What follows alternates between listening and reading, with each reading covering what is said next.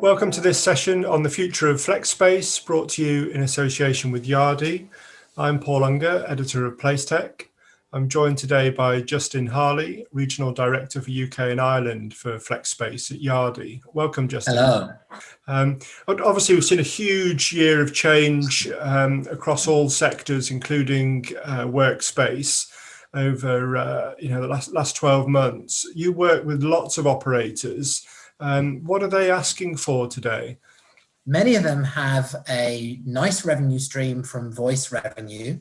I suspect that people now are of the opinion that that voice revenue stream will erode very, very fast, because people just aren't going to pick up the phone now when they can just click a button and do a Teams call or Zoom. So that revenue stream will erode.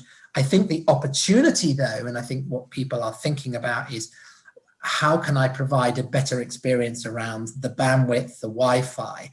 And the reason that that's important is because if we turn the video on, the usage goes up 6 to 18 times, depending on the quality of the PCs and the devices we use. And what would you say if you're answering that to the operators? What do you explain to them that you think will stick? I think there are a number of elements that probably have changed for good. I think the way that corporates view space will be different. I think one, that's great for flex space, because I think it will mean more corporates coming in wanting a flexible solution. So that's a real win for the industry.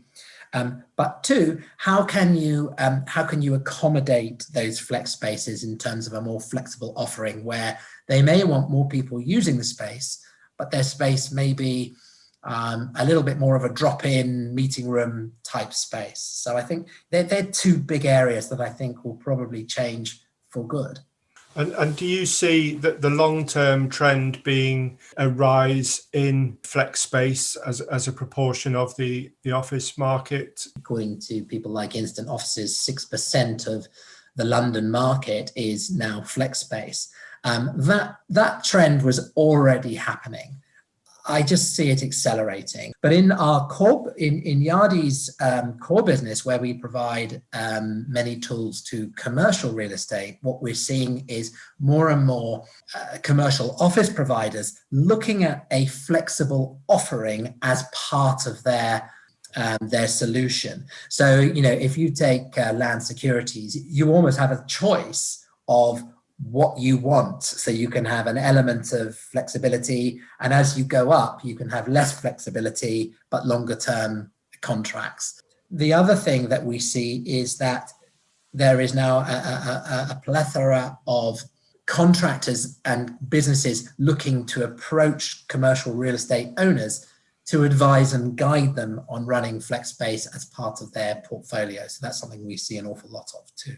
Have you seen an acceleration for take-up of the Yardi software that you offer to help companies prepare for this change in their market?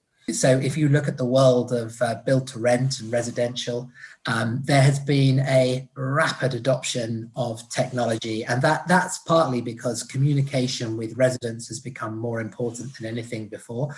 So the adoption of resident apps and being able to communicate, being able to manage your cleaning routines, your inspection routines have been absolutely key in that area. So there's been a massive acceleration. The other area we've seen which is not surprising, a large increase in uptake on is managing your payables, funnily enough. So managing the amount of suppliers you have, being more efficient on who can approve invoices. So that's people really getting tighter on their cost base. And when it comes specifically to the flex space market, let's explore that in terms of sort of winners and losers. Do you think we'll see more casualties and others rising to the fore? Talk to me a bit about that.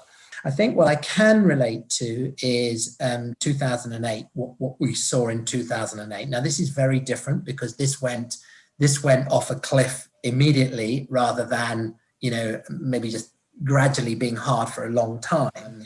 So I wouldn't be surprised if we saw more casualties. I really hope there's not. I really do hope there's not in terms of the sector. I think what we should see also is maybe some acquisitions. Regis and Argyle is a prime example where Regis are kind of taking over some of Argyle's assets. So I think we will continue to see a shift and a change. I think probably the biggest thing is we're just going to see more traditional real estate in the space.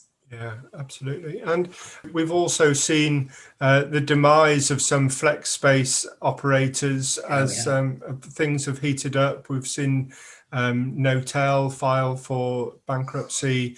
We've obviously got the WeWork saga still playing out. Is it getting any easier to make money for the operators in this world? It's interesting to see a number of operators who had experience of the financial crisis. They're still going. So the experience of that has really helped them shape and be more robust. They haven't got seduced by maybe some of the more flimsy business models. And they still focus on the core building blocks of customer experience and profitability, and they still continue to trade. So I don't see, if I take operators like the Office Group, still going from strength to strength in terms of, their business model. Are there any other sort of practical tips that you would give to those that are looking to reopen their flex spaces in the coming months? I was chairing a panel on community the other day, and I had WeWork on that panel, and I had the Office Group. I also had some great build-to-rent operators, such as Greystar, on that panel. And I think one thing that they all agreed is that don't lose your sense of community, because that gives your clients the sense of belonging. That's really important. Community is now more important than ever. I think going forward, thinking about your community, virtual events, it will be as important as face-to-face when people come back to the office. So don't just rule them out. Given what you were saying about the sort of managing agent approach of landlords appointing experts to run flex space that is within their portfolio rather than sort of leasing it out, do you see that as becoming the dominant flex space way of things in years to come, more than the external operators, that it'll be landlord's own brand or self-branded product that dominates flex space?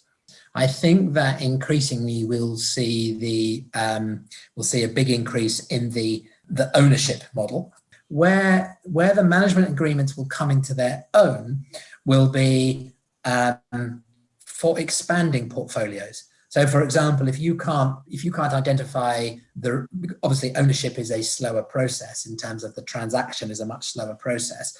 You can't find the right type of property in a certain area where you believe there's a market for your customers.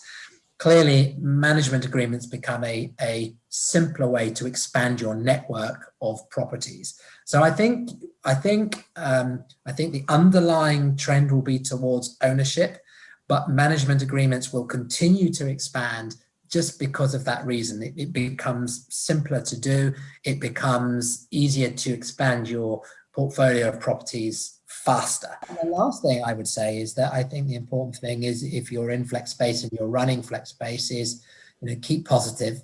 I'm absolutely convinced that people will come back to the office. They're going to come back in their droves, and I think flex space is going to get a real boost from this experience that we've had over the last year of COVID. I think that if you know how to run flex space and you do it really well, you're in a great position going forward.